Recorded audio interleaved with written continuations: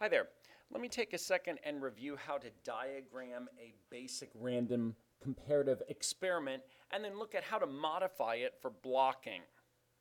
So, when I look at this experiment here, here's what I see. I am interested in looking at the effectiveness of a statin when it comes to treating or reducing LDL cholesterol. So I've started with 50 volunteers. Presumably they all have high LDL cholesterol. So random assignment to treatments is very important. So half of those volunteers are randomly assigned to a statin treatment. Half of those volunteers are randomly assigned to a placebo treatment. That placebo treatment is very important because it gives us a basis for comparison. LDL levels can rise and fall for lots of different reasons. So let's say it's the summertime and these subjects tend to be more active during the summer, and let's say for some reason that lowers LDL. Well, we'll be able to see that decrease in LDL occur in the placebo naturally just because these individuals are exercising more. But then we have a basis for comparison because the statin then, if it falls actually farther than what we see fall in terms of the placebo, then we know that that effect is a result of the statin treatment and not just the time of the year. So this control group is very important in terms of a basis for comparison. That's why when you write about this at the very end, it's very important to use the word compare. We will compare the change in LDL between the groups. Now, considering this as a drug trial, an experiment involving the effectiveness of a drug, understand some drugs work more effectively in men, some drugs work more effectively in women.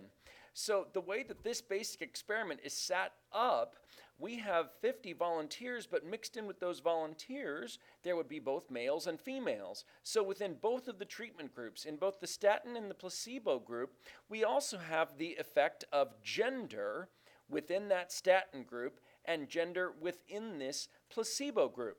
If for some reason we believe that gender will have an effect on the response, in other words, if we believe that gender will affect the change in LDL, then what we need to do is control for that gender by blocking, by literally taking these 50 volunteers and separating them into two genders, a group of male subjects and a group of female subjects, and then by doing this what's called blocking strategy, not only can we control for gender, but we can make two separate comparisons, one for men and one for women. So this is what such an experiment would look like. So we still start by describing all of our volunteers. So let's say once again we start with 50 volunteers.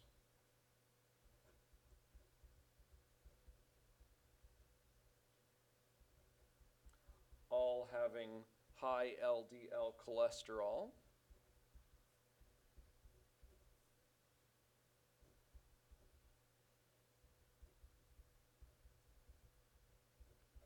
Now, before randomly assigning to treatments, the next thing we would do is separate these volunteers into two blocks. So, we'll have a male block. So just for the sake of convenience here, we'll say there are 30 men. And we'll say that there happen to be 20 women.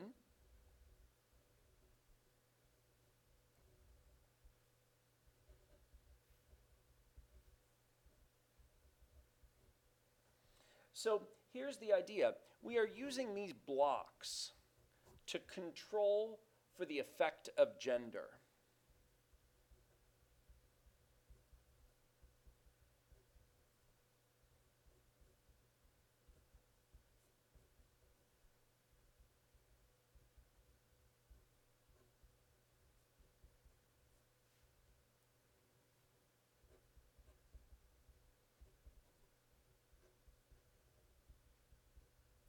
So we're separating into blocks to control for the effect of gender on the response.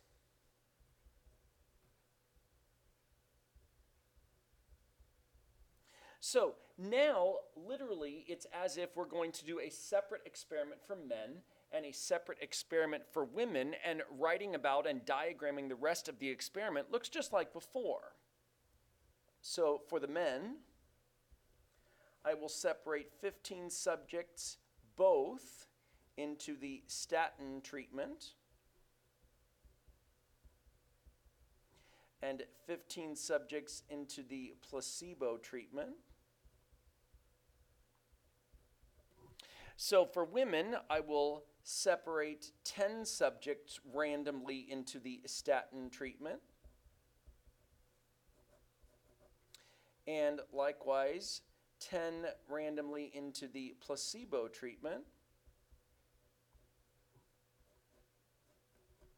Now, just like before, it's very important that you have random assignment. So that assignment must occur randomly within each block. That's so important that I want to make a note of that. It's as if we're performing two separate experiments now. We have an experiment for the men where I will compare the statin treatment to the control group or the placebo treatment, and same thing for the women. I will make a comparison between the statin group and the placebo or the control group. But it's very important then that for those 30 men, they are randomly assigned half to statin, half to placebo, and a comparison is made. Same thing for the women. Randomly, half are assigned to statin, half are assigned to placebo. So that random assignment occurs within each block.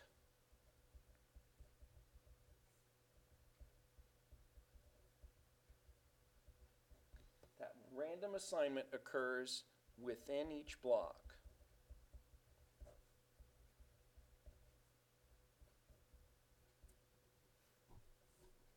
So the last thing to do then is to describe that comparison that we will make, and there are two separate comparisons. So there is a comparison for the men, so we'll compare the LDL change in the male groups.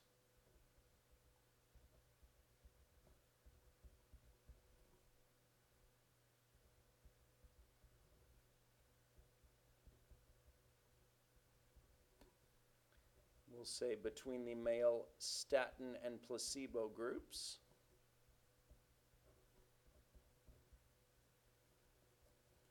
These are treatment groups.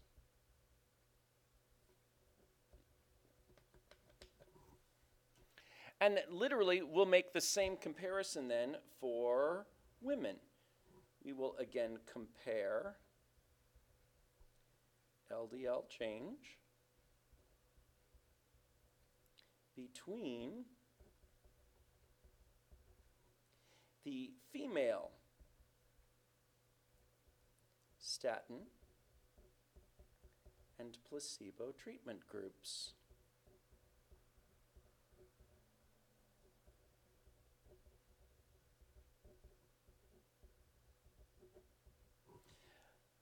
So this diagram gives you the basic idea behind the design of an experiment where blocking is being used to control for a variable, in this case gender, that we believe may have some effect on the response, on the change between the statin and placebo treatment groups in terms of the change in LDL. Hope this example has been helpful.